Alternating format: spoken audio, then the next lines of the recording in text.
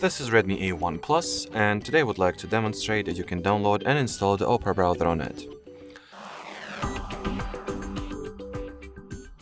So to start, you will need to launch the Google Play Store, obviously connect your device to Wi-Fi as well. Then at the search bar type in Opera.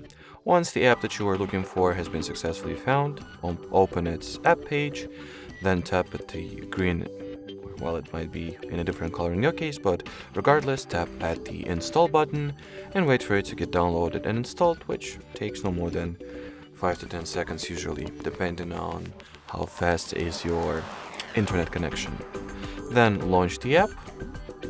While launching Opera for the first time, you will need to set it up a little or simply undergo an initial setup process. Simply choose whether you would like to set Opera as your default browser app right off the bat.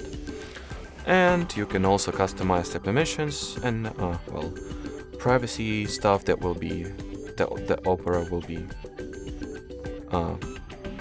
grant and access to, or you can simply allow everything that it asks for and start using the browser. Alrighty, so that will be it for this video, guys. Thanks for watching and bye bye.